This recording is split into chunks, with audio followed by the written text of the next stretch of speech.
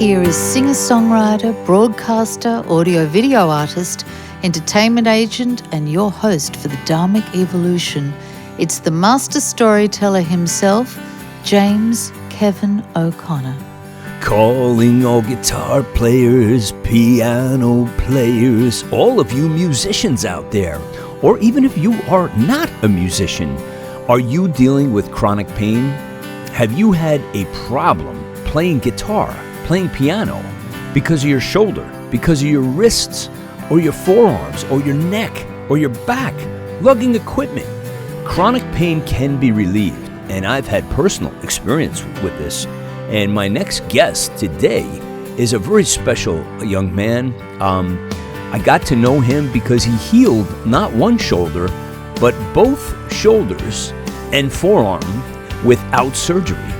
His name is Dr. Christopher Stepien, and he is the author, owner, founder of Barefoot Rehab. Located in Denville, New Jersey, Dr. Chris and his entire staff are dedicated to the healthy body that is yours. And they do things that no regular doctor knows how to do. So they're specialists in treating your pain and eliminating it from your life. So Dr. Chris has now become my favorite go-to guy to relieve my pain, keep me musical, and has become a dear friend along the way. So you better strap up your seatbelts, because today we're taking a ride with Barefoot Rehab and Dr. Christopher Stepien on the Dharmic Evolution. Dr. Christopher Stepien, welcome to the Dharmic Evolution. Thank you for having me. I'm so excited to be here. It's an honor to have you here. The guy who kicked it all off, my very, very first guest over 3 years ago. You were on the show, and now look how far you have come, my friend. Look how far we both have come. Time changes things. That's true. Yeah, that's true. That's true. So I wanted to start with, for folks who are wondering why I have I will call you a healer, because that encompasses all that you are. And I just have so much respect for people who do what you do in that realm, whether it's nurses or doctors or people who have that special gift that are called to heal others. It's a very special calling, and I just so admire it.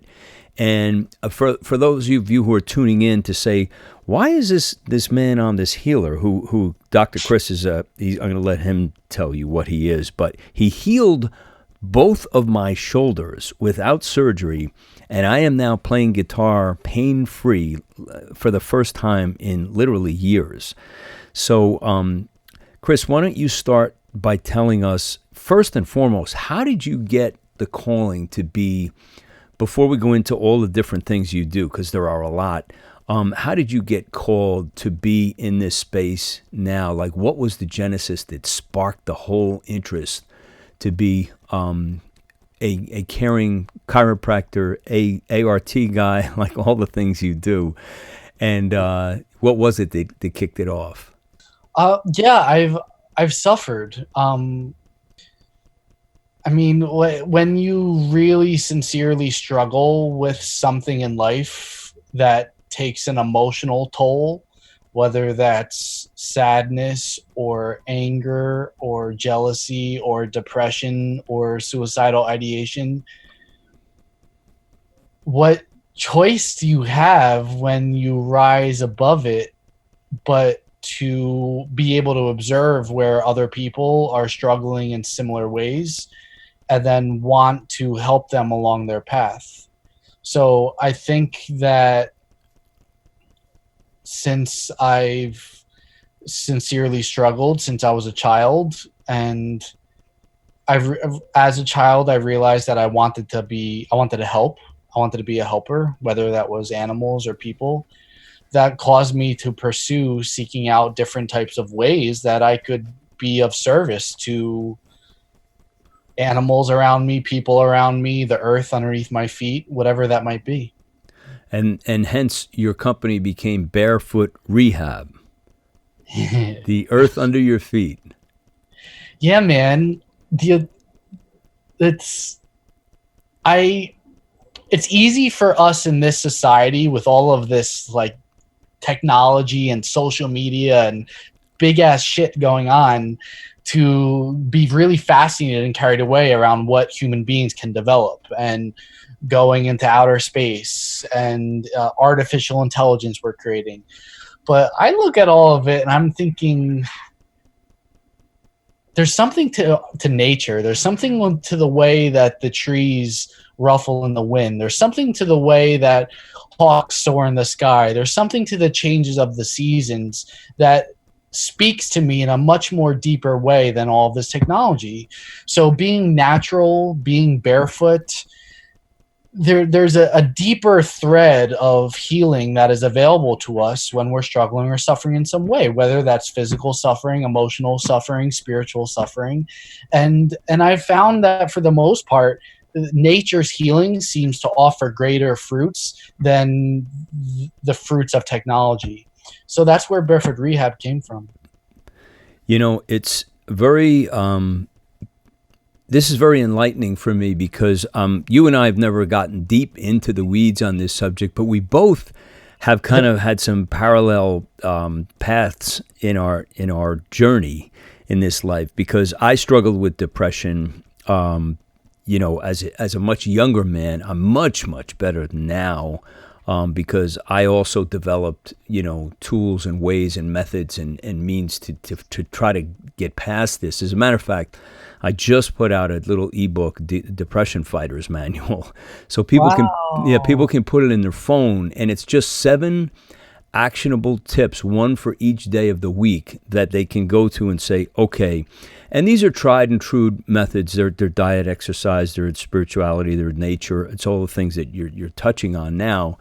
But I know that it's like kind of a rampant problem, and I see it a lot in artistic people, which I consider you to be artistic, even though you're not in the arts, but you're in the healing arts. You are an artist, whether you like it or not. I know. And it's kind of like I'm running a test right now, and I put it into 2 camps, and it's really very, very revealing. Because I did an A/B test out on Facebook. It's only been out 2 weeks. And one camp was all musicians, and the other camp with people who suffer from depression. And it was, we did the best we could to try to figure out the 2 different groups. And the musicians are crushing it in terms of more people gravitating towards this book.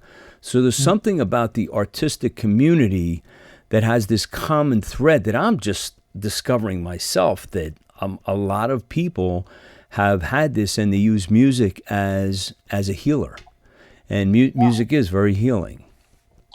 Yeah, I mean, we live in a society that's all about doing, achieving, making money, reaching for goals. It's very masculine, right? And for me, art is more of a feminine beauty expression type thing. And while our society does enjoy music and art and pictures and books, it's not what our schools are training us to do. I mean, we do have art class when we're in school, but it's like our parents say, because they're scared about us being an adult and being able to take care of us, you have to get good grades. What's the college you're going to go to? What are you going to study?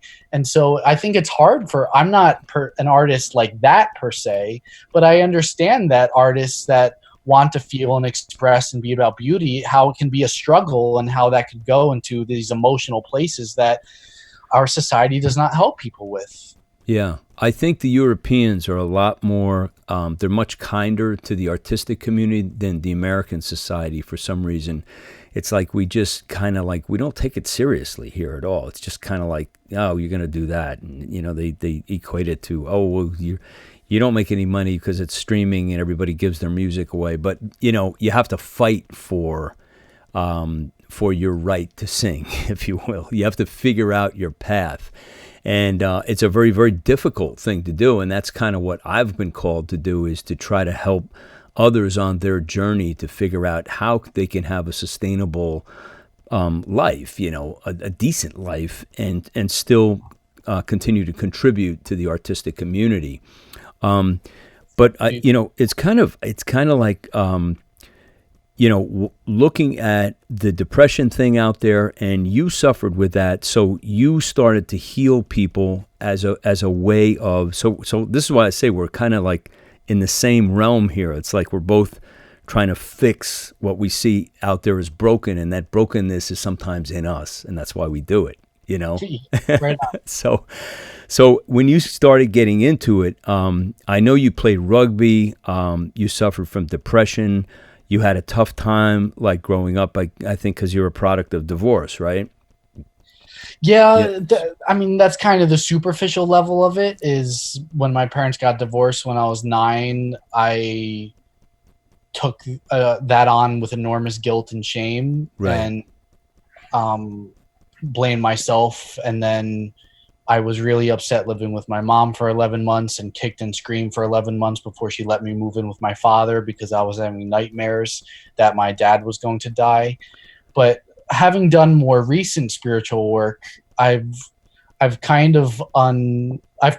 discovered that there was this form of a lack of emotional holding from my childhood that I never really learned how to express emotionally who I am, but also express who I am as an identity, that ended up having an enormous cost. Right. So me trying to keep up with society and get these good grades and dress a certain way and speak a certain way and not being able to do what I wanted to do seemed to be where I wanted to kill myself from a very early age, probably when I was 11 or 12.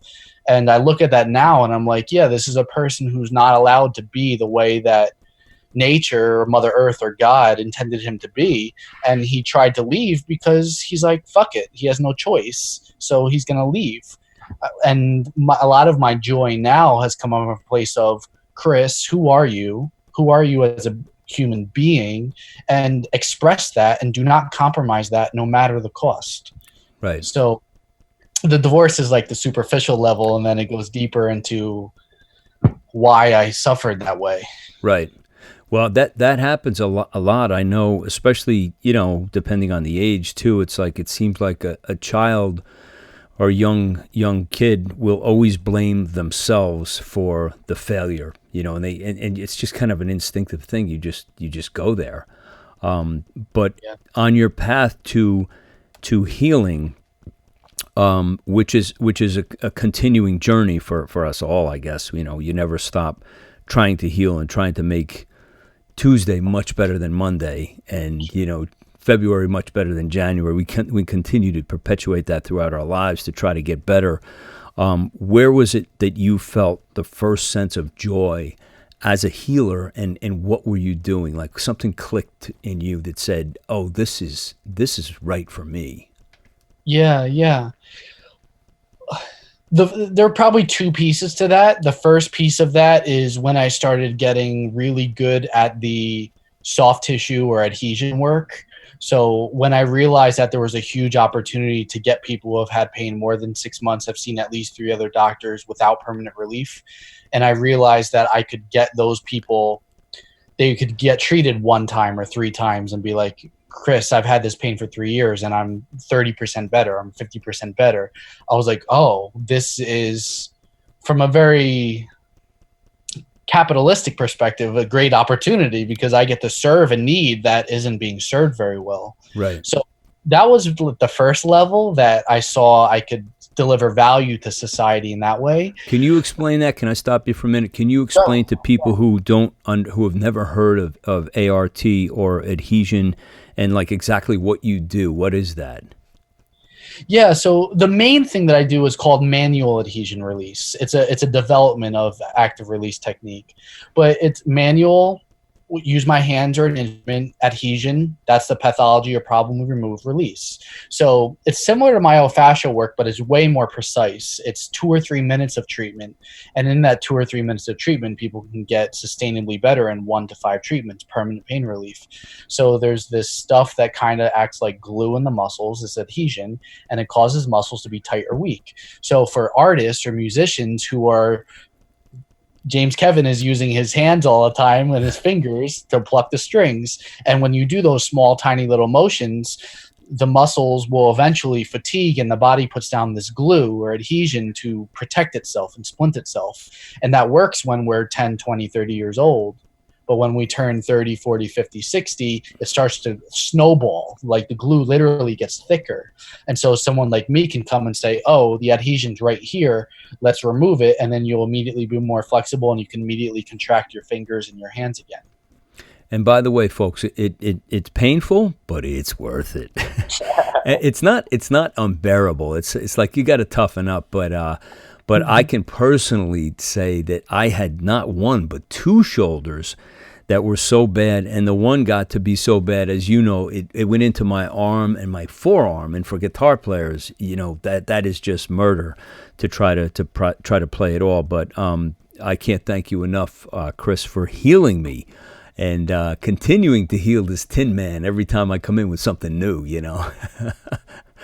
I'm just holding space for James Kevin, and James Kevin is healing himself. But I appreciate the kind words. Yeah. So you were. I stopped you from your second part. So the first part was when you realized you were able to do this, and it was like, wow, the people are going to pay me for this, and I know what I'm doing, and I'm making a difference. So what is the second part of that?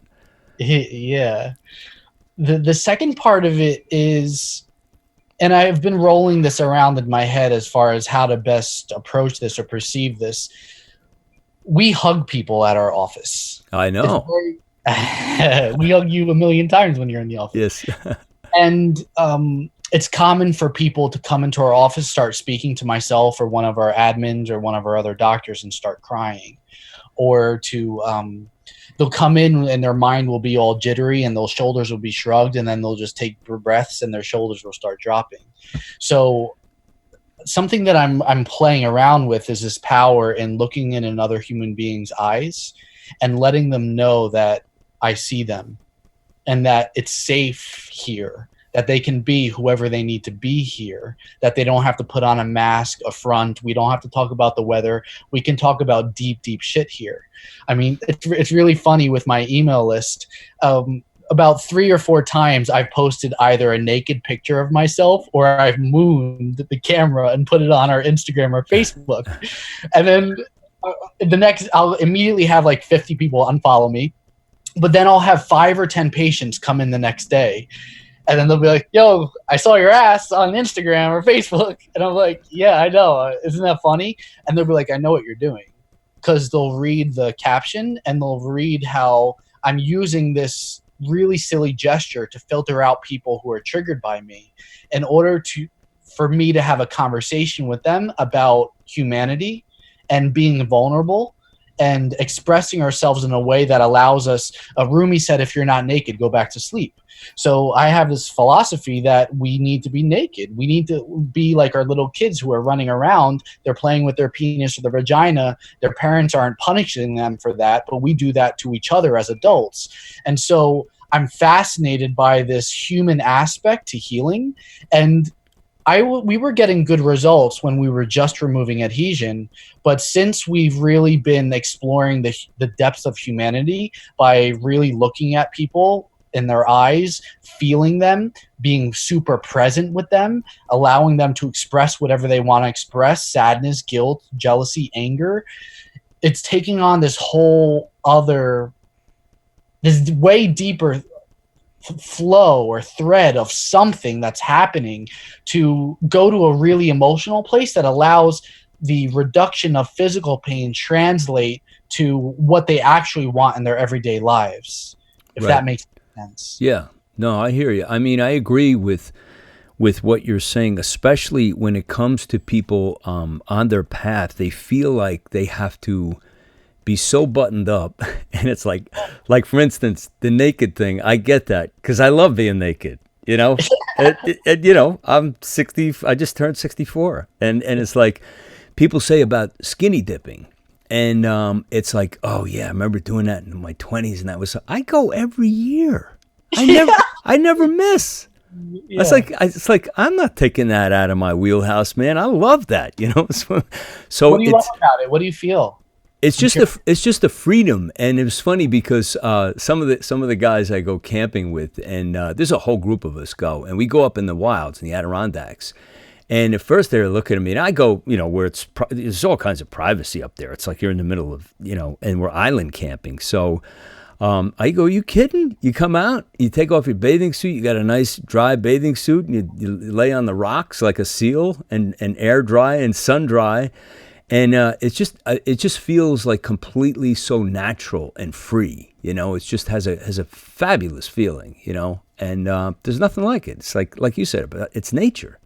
It's like that's what we're meant to do. That's a big clumsy bathing suit on, It's like yeah. So Our my 1-year-old son Bear, Katie said to me a day or two ago, he hates wearing diapers. I'm like, what do you expect? He's a human being baby, and we're not putting any judgment on him. Like, this is who we are. Right.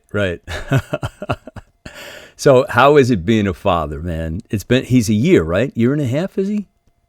He was born Memorial Day last year, so he's 13 months or so. Okay.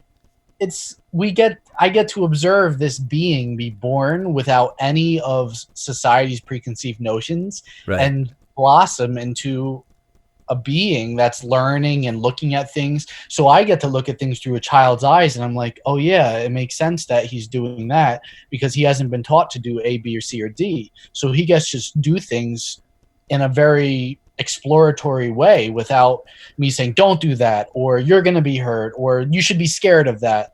It's like we keep him from, killing himself, but we let him hurt himself a little bit. And that's really beautiful for him to be conscious and aware as he's doing that. So you're allowing him to be pure, which is pretty phenomenal and unusual.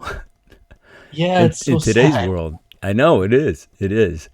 Hey, let me ask you. Let's go back to your trade, your craft, your chosen profession, just for a couple of minutes. Sure. Can you tell me about a time where you had maybe a client, a patient, come in and they were really struggling. They were on the fence about this. They didn't really know, and that you thought you were going to lose them. And then, as far as to attrition, or just they're just going to throw the towel in on it or whatever. And then something happened where it all flipped around, and they became like actual, cheerleaders of what you do for a living. Yeah, sure. Okay. We at Barefoot Rehab, we have a 5-visit rule. So what that means is that in 5 visits or less, I expect some level of permanent relief, no matter how many years somebody's been in pain.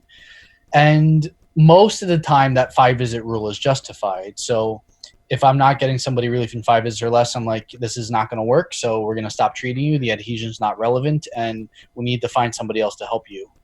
But there was this one woman who I've been seeing for about 2 years. I just saw her today. And we got to 5 visits in, and I said, you're done.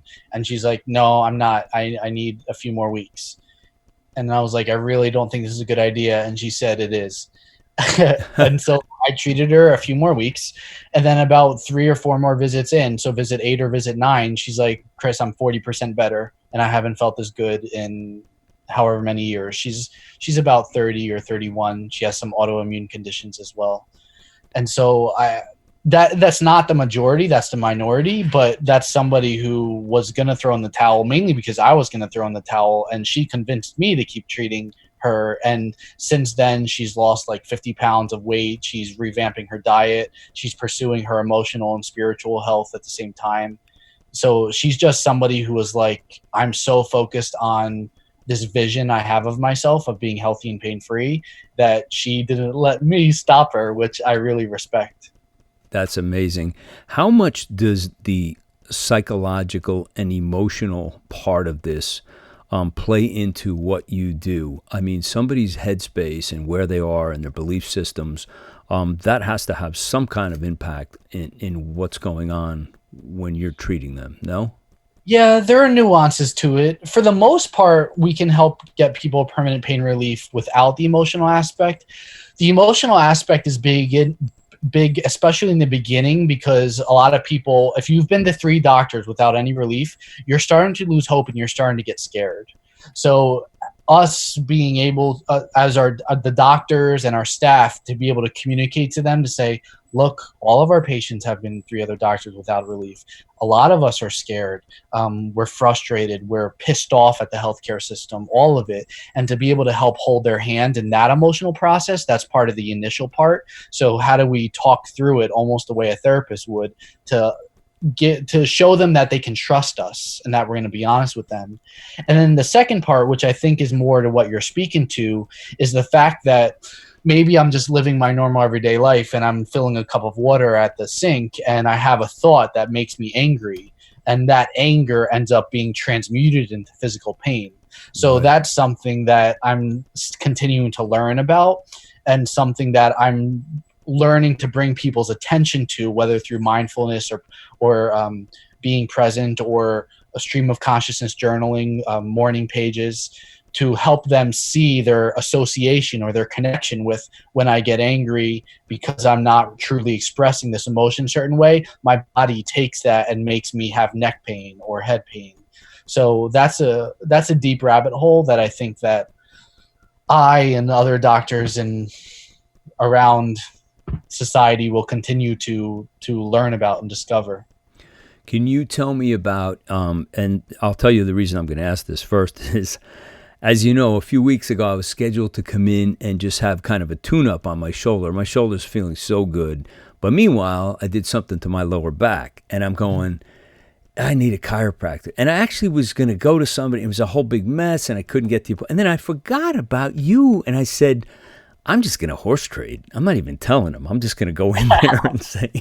So I said to you, how about a shoulder for a back? You know, we trade. And you did not do the traditional chiropractic thing, which I was so glad, because when I went, you discovered that I had like some kind of disc issue that we're working on and is getting better. And I so appreciated, you know, you got up after you finished doing what you did and said, we only got a single today. And I said, I'll take it. Yeah. So can you describe, like, for people out there, what you did, as far as any other chiropractor I would have went to would have just put me down on the table and started going ba-boom, ba-boom, ba-boom.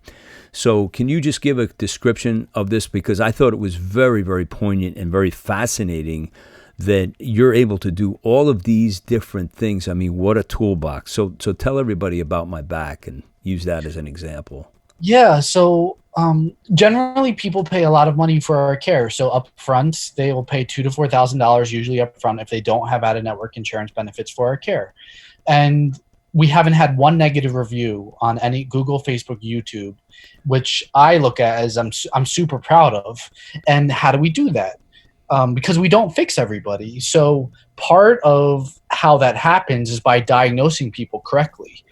When we diagnose somebody during the exam, we say, these are your list of problems. Problem 1, problem 2, problem 3. Problem 1 is 50% of your pain. Problem 2 is 30% of your pain. Problem 3 is 20% of your pain. That adds up to 100%. I can only treat problem 2, which is 30% of your pain. So you should expect 30% permanent pain relief from doing this. These other 2 problems, you can go after your systemic inflammation through an autoimmune diet or an anti-inflammatory diet. I'm not saying that James Kevin has this. I'm just making up a scenario. Right. And this other problem is a degenerated disc. So that doesn't mean that the disc, you're going to be stuck with it for the rest of your life and be in 8 out of 10 pain every day. But it just means that if you don't respect the degeneration or the aging in your disc every day, is going to continue to inflame more and more as the years go on. And then you're going to be 70 or 80 like most of our parents or grandparents are, and you're going to be dragging your slippers across the ground and be just hating life and miserable. So part of our teaching is, this is the reality of your body right now. There's the degenerated joint, the aging. There's adhesion, which is fixable. There's your diet. There's weakness. There's the emotional part. And address each part of this the way that you would if you were building a house. So if your problem is a nail, you go get a hammer. If your problem is a screw, you go get a screwdriver. If your problem is a nut, you get a wrench. If your problem is concrete at the bottom of your foundation that is not fixable at all, which is what a degenerated joint is, then just respect it and move around it. So when I said that we hit a single, it's because you only had a little bit of adhesion. We didn't. Ideally, I'm hitting home runs. You have a ton of adhesion, we make a huge change. So that's just us being honest with what somebody's body has and what type of help we can give them through the adhesion release work. Right. Fabulous. I feel fantastic, man. I'm coming back for a double, and then a home run, of course, and then we get the grand slam, and we can do the whole thing. That's because you take such good care of yourself, James Kevin. Well, I'm a big, I appreciate you. What you do is you not only heal people, but you teach people how to use their bodies, how to move their bodies. And you gave me a couple of tips, which I still use in every yoga workout when I tune up about, how to do something with your knee and get on the floor. And it's like almost like a pre-warm up, and it helps the ligaments and everything. So that's something that is very unusual from my experience. I haven't seen healthcare professionals do too much coaching and counseling in addition to healing.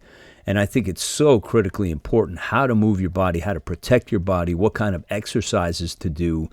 And, the diet, of course, and, what you eat and all that, that's incumbent upon ourselves. But to share those kind of experiences with your patients, it's just invaluable. Yeah, a few weeks ago, I had a low back pain patient who wasn't responding to the adhesion release. So I was like, let's go outside. So my clinical assistant, myself, and him walked out the door, and my admin at the front desk was like, field trip? And I was like, yup. And we literally walked into the parking lot in Denville, and I said, get in your car. And he got in, and he's sitting like Frankenstein, like perfectly straight upright. And I was like, stop doing that. And so I moved his seat back. I moved his chair a little bit away from the steering pedal. And I was like, you need to sit like this from now on. You're in here 2 to 3 hours a day. That's not working for you. This is going to take stress off your spine. And then we went back outside, and he paid us for the treatment. And then since then, he's been 20-30% better from that alone. So I look at that like whatever is necessary to help people understand what they have to do to address their problem is necessary. And sometimes I'll go to relative extremes to communicate a point.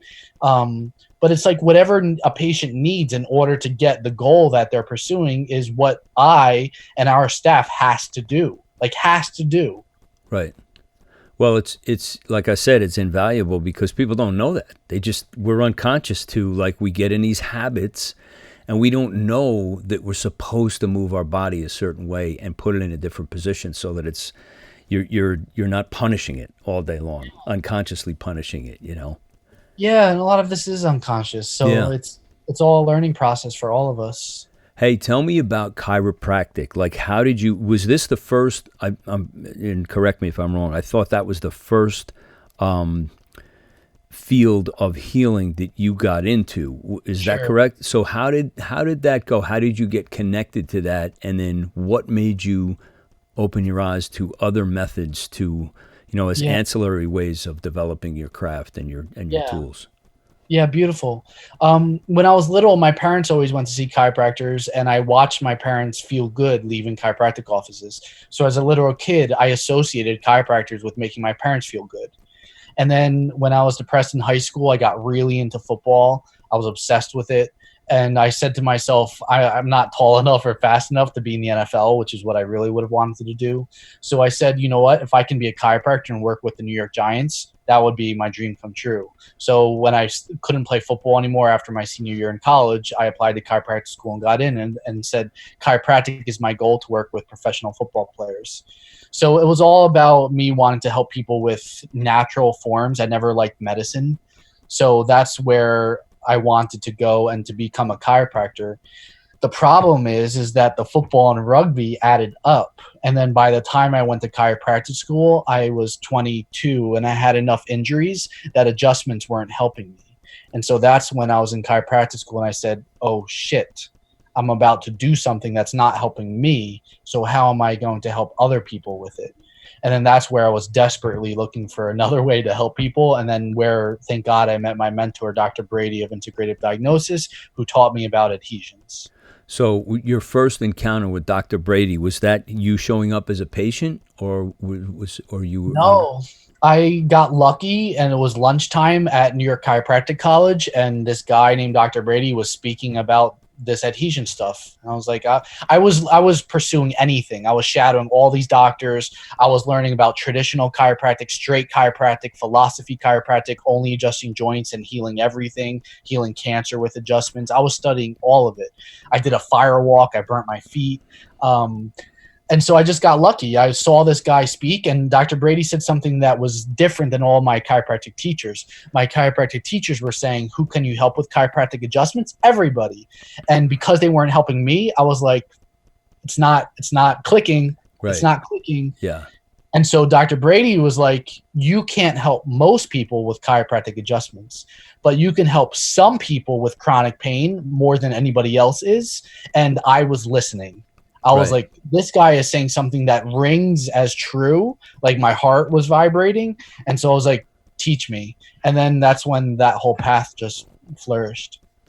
You know, you put out something, I think is in one of your blogs recently, and you stated, I think you had spent it was like in excess of $30,000 on your continuing education over the last year, which I think is fabulous. Yeah, in 2018 alone, we spent exactly $49,800 or something on my own continuing education. So a lot of people look at that and like, what are you doing? You already have a degree and you're helping people. And I'm like, no, you don't understand. We need to help more people in chronic pain than anybody else is, and it requires an extreme level of skill and technique. And so this year, I don't know how much we've spent this year. Our 2 new doctors have been training in Chicago and Boston. So it's what's necessary to help people in chronic pain. And to be honest, for myself or for like my loved ones and family members, I don't want them seeing somebody who doesn't spend that much money on their continuing education. Right. I want them going to the best possible person they can see. It's their body, it's their health. So who am I not to spend that much money and to help the people who need our help in the office? Now, so your business has grown, tremendously. I mean, I started going to you, it was a few years ago, and it was a humble beginning, like all of our journeys are. And what you've done with the business is just fabulous. It's just fantastic. So now you have, before I ask about your staff, and I wanted to ask just about, how the operation runs and everything, how do you deal with getting beat up? Because you have to exert a tremendous amount of physical strength, which I know is like being a boxing trainer. You sit there with the pads and you get hit all day long, and that just destroys the person. So there's got to be some kind of erosion effect that's happening to you physically. How do you deal with it, and how do you manage your time on patients? Yeah, sure. So I think the answer to the question leads into what your next question is going to be. But 3 years ago, my hands, I was seeing about 3/4 of the patients I'm seeing now, and my hands were falling apart. I wasn't in pain, but I would just be treating somebody with my hands, and they would just like stop working. It would go weak. It would just go limp. And in my head, I'm thinking, what the fuck? Sorry for keep cursing. I don't know if I'm allowed to do that. It's your show. Okay. I was like, what the heck? My hands can't work. This is how I help people. This is how I make income. This is whatever. So I went to my mentor, Dr. Brady in Boston. And I was like, Dr. Brady, Bill, my hands are screwed. And he listened to this whole story. I remember I was just going into it. I was like, I'm scared. Katie and I are about to have a baby. I'm not going to be able to hold my baby because both my hands are giving out. I can't play guitar. My fingers can't pluck the strings. And he was nodding and he was listening. He's like, so what are you going to do? And I said, I think I need treatment, but I don't know how to make that work. And he's like, yep, here's what you're going to do. You need to come here at least once a month. Drive or fly up to Boston. I hate driving, by the way. I hate flying. I hate traveling. He's like, you need to get up here at least once a month. You're going to pay me $400 a treatment because that's how much my technique and my skill is worth. And that's the only option you have. And I remember I left his office and I was like, fuck that. I'm not doing it. I don't want to drive. I don't want to fly. I don't want to pay him $400 a treatment. That's going to add up to like $5,800 a year. And then my hands got worse.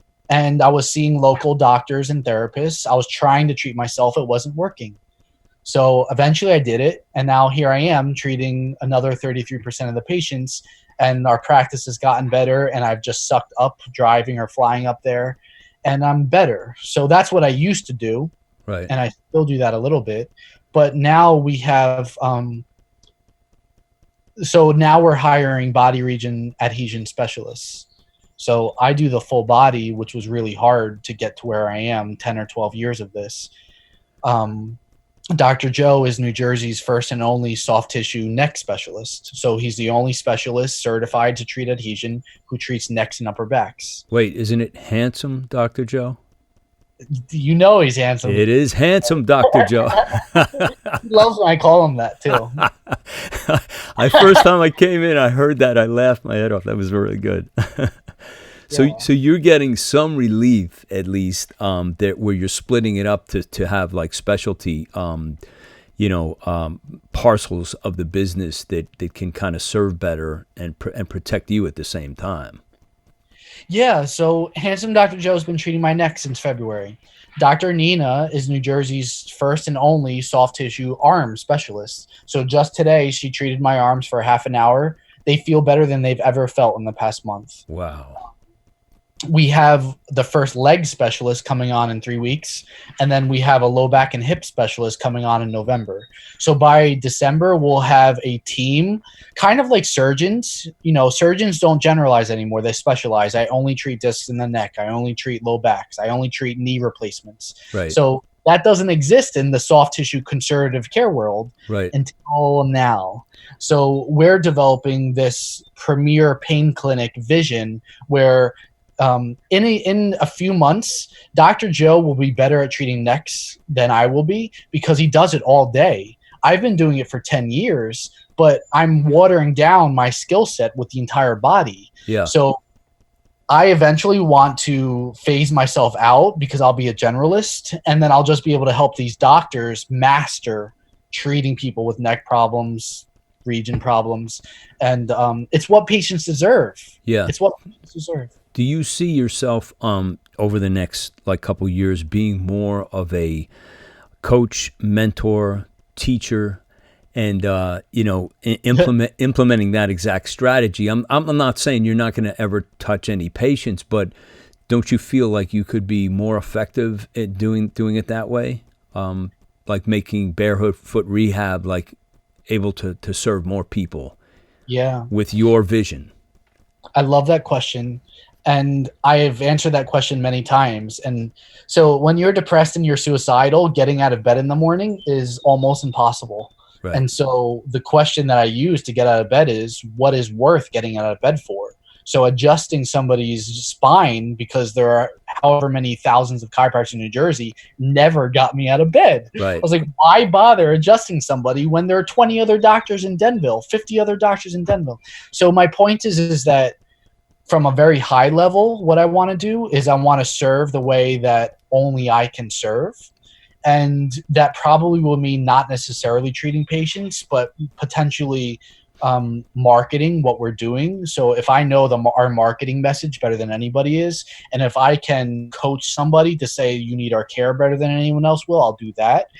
But the other thing that I'm exploring that I've talked to you a little bit about is this healing around depression and suffering.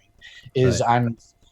In our society to this day, there are still more and more people who are depressed and committing suicide than ever before. And up to now, conventional mental health care has been failing people. So I'm fascinated by these other forms of healing that is yet to be serving people. And if that's my number one reason to get out of bed, more so than adhesion will be, because I'll have these other doctors who are now filling this role for me and I'm not as good as them anymore, then I'm going to want to do that. So it's wherever my need is. Do you see, and number one need to get out of bed is just call Bear. Let them come in naked, and and then you're up. Exactly. When you look out on the horizon, have you forecasted a plan, like where Barefoot Rehab is going to be in 5 years? Are you still just following your heart as to say where this is going, or do you have kind of a grand master plan, like to roll this out as big as you can? Well, I know with 100% certainty that in a couple of years, 2 years, Barefoot Rehab will be known as the premier pain clinic in the New Jersey or tri-state area.